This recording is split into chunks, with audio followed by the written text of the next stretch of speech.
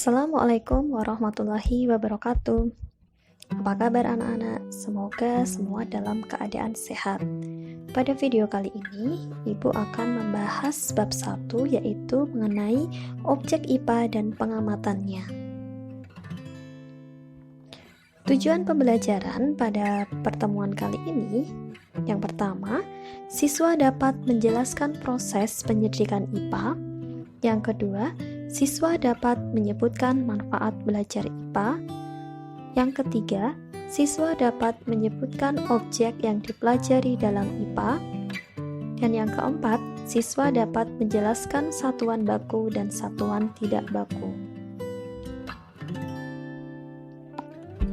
Ilmu pengetahuan alam atau IPA adalah ilmu tentang segala sesuatu yang ada di sekitar kita. Para ilmuwan mempelajari hal-hal yang ada di sekitar dengan cara melakukan serangkaian penelitian dengan sangat cermat dan hati-hati. Dengan cara seperti itu, para ilmuwan dapat menjelaskan apa dan mengapa sesuatu yang ada di alam sekitar dapat terjadi, serta memperkirakan sesuatu yang terjadi saat ini maupun saat yang akan datang. Pada bab ini, kamu akan mempelajari apa yang diselidiki dalam IPA, bagaimana melakukan pengamatan, dan mempelajari pengukuran sebagai bagian dari pengamatan. Langkah awal untuk mempelajari benda-benda di sekitar kita dapat dilakukan melalui pengamatan atau nama lainnya observasi. Proses penyelidikan IPA melibatkan sejumlah proses yang harus dikuasai, antara lain yang pertama yaitu pengamatan atau observasi. Observasi merupakan proses mengamati suatu objek menggunakan panca indera, termasuk melakukan pengukuran dengan alat ukur yang sesuai. Pengamatan ini dilakukan untuk mengumpulkan data dan informasi. Contohnya yaitu ketika kalian mengamati bakteri menggunakan mikroskop, atau contoh lainnya yaitu mengamati pertumbuhan kacang hijau. Pada minggu ke-1 tinggi tanaman 3 cm. Kemudian setelah minggu kedua tinggi tanaman menjadi 7 cm. Proses selanjutnya yaitu membuat inferensi. Membuat inferensi adalah merumuskan penjelasan berdasarkan pengamatan. Penjelasan ini digunakan untuk menemukan pola-pola atau hubungan antar aspek yang diamati dan membuat perkiraan. Contohnya, menjelaskan data-data yang sudah diamati. Seperti tadi, contoh awal itu kita mengamati pertumbuhan kacang hijau. Nah, ketika membuat inferensi, kita bisa menjelaskan apakah tinggi tanaman kacang hijau itu berkaitan dengan jumlah air yang diberikan, atau ada hubungannya dengan tempat tanaman itu berada. Proses berikutnya yaitu mengomunikasikan. Mengomunikasikan hasil penyelidikan baik secara lisan maupun tulisan. Hal yang dapat dikomunikasikan termasuk data yang disajikan dalam bentuk tabel, grafik, bagan, atau gambar yang relevan. Tadi ya, proses penyelidikan IPA itu ada 3. Yang pertama adalah mengamati, yang kedua membuat inferensi, dan yang ketiga yaitu mengomunikasikan. Selanjutnya yaitu manfaat belajar IPA. Dengan belajar IPA, kalian dapat yang pertama memahami berbagai hal di sekitar kita.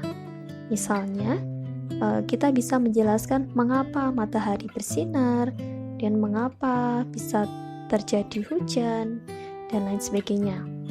Kemudian manfaat yang kedua yaitu menyelesaikan masalah. Misalnya, bagaimana mendapatkan air bersih dari air keruh. Kemudian yang ketiga, berpikir logis dan sistematis. Hal ini membuat kalian terbiasa berpikir secara berurutan dan menggunakan logika ilmiah dalam menyimpulkan suatu masalah. Kemudian yang keempat yaitu meningkatkan kualitas hidup. Misalnya, apakah bunga yang ditanam akan tumbuh? Selanjutnya yaitu objek yang dipelajari dalam IPA. Apa saja yang dipelajari dalam IPA? IPA mempelajari seluruh benda di alam dengan segala interaksinya untuk dipelajari pola-pola keteraturannya. Objek tersebut dapat berupa benda yang sangat kecil, misalnya bakteri, virus, bahkan partikel-partikel atom, juga bisa benda yang berukurannya sangat besar, misalnya lautan, bumi, matahari, hingga jagat raya. Pada saat ini, penyelidikan tentang alam telah menghasilkan kumpulan pengetahuan yang demikian kompleks. Karena IPA itu mempelajari banyak hal, maka untuk memudahkan pengetahuan-pengetahuan tersebut digolongkan menjadi 4, yaitu fisika, kimia, biologi, dan ilmu bumi dan antariksa. Fisika yaitu ilmu yang mempelajari tentang aspek mendasar alam, misalnya tentang energi, gaya, gerak, panas, cahaya, dan berbagai gejala alam fisik lainnya. Kemudian kimia yaitu ilmu yang mempelajari tentang penyusun dan perubahan zat. Selanjutnya biologi yaitu ilmu yang mempelajari tentang sistem kehidupan mulai dari ukuran renik sampai dengan lingkungan yang sangat luas. Dan yang keempat yaitu ilmu bumi dan antariksa. Ini mempelajari asal mula bumi, perkembangan dan keadaan saat ini, mempelajari tentang bintang-bintang, planet, dan berbagai benda langit lainnya. Selanjutnya yaitu kita akan belajar mengenai pengukuran, yang mana pengukuran ini merupakan salah satu kegiatan dalam pengamatan. Apa yang dimaksud dengan pengukuran? Pengukuran yaitu kegiatan membandingkan suatu besaran yang diukur dengan alat ukur yang dipakai sebagai satuan. Di sini ada besaran dan juga satuan. Nah, apa artinya besaran? Besaran adalah segala sesuatu yang dapat diukur. Contohnya yaitu tinggi badan, umur, massa tubuh, panjang jalan, dan lain-lainnya.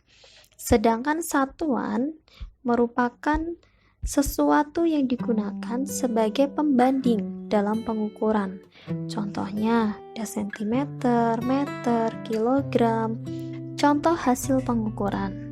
Misalnya nih kalian amati, di sini ada seorang anak sedang mengukur panjang meja. Panjang meja sama dengan 100 cm. Di sini ada kata-kata panjang. Panjang ini merupakan suatu besaran yang diukur. 100 ini adalah nilainya, sedangkan cm merupakan satuannya. Contoh lainnya yaitu Abi mengendarai motor dengan kecepatan 50 km per jam. Besaran yang diukur yaitu kecepatan. Sedangkan 50 ini merupakan nilai, kilometer per jam adalah satuannya. Selanjutnya yaitu satuan. Satuan ini dibedakan menjadi 2, yaitu satuan baku atau standar dan satuan tidak baku. Satuan baku yaitu satuan yang disepakati atau diakui secara internasional. Satuan baku adalah satuan yang apabila digunakan oleh siapapun akan menghasilkan hasil pengukuran yang sama. Contohnya meter, sekon, ampere, dan lain sebagainya. Sedangkan satuan tidak baku yaitu satuan yang apabila digunakan oleh orang-orang yang berbeda bisa menghasilkan hasil pengukuran yang berbeda. Contoh, jengkal, depa, lengan, kaki, langkah, atau sendok. Jengkal orang dewasa dengan jengkal anak-anak ini berbeda ya. Selanjutnya yaitu awalan satuan dalam sistem internasional. Mungkin kalian pernah mendengar satuan sentimeter, kilogram, dan detik. Satuan-satuan tersebut adalah satuan baku dalam sistem internasional. Dalam satuan SI atau sistem internasional, setiap jenis ukuran memiliki satuan dasar. Contohnya panjang memiliki satuan dasar meter. Untuk hasil pengukuran yang lebih besar atau yang lebih kecil dari meter dapat digunakan awalan-awalan. Nama awalan satuan ini digunakan untuk mempermudah proses penulisan karena angkanya menjadi lebih sederhana. Misalnya, untuk menyebutkan 20.000 meter dapat dipermudah menjadi 20 km atau 20 km.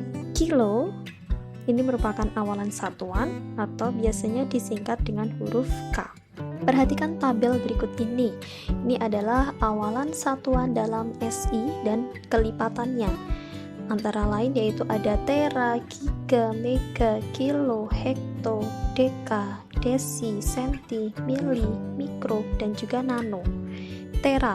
Nah, kita sering ya mendengar kata tera. Tera ini biasanya untuk ukuran dari hard disk. Kemudian giga ini misalnya kalian punya flash disk ukurannya 16 GB gitu ya. Kemudian ada mega. Mega itu misalnya kalian beli paketan, nah datanya tinggal 200 MB, 200 MB seperti itu. Kalau kilo, hekto, deka, desi, senti, mili ini kalian sudah sering mendengar. Kemudian ukuran yang kecil ada mikro, nano. Coba kita lihat di sini tera. Tera itu simbolnya T dengan kelipatan 10 pangkat 12. Kemudian ada giga simbolnya G dengan kelipatan 10 pangkat 9. Mega yaitu simbolnya M dengan kelipatan 10 pangkat 6.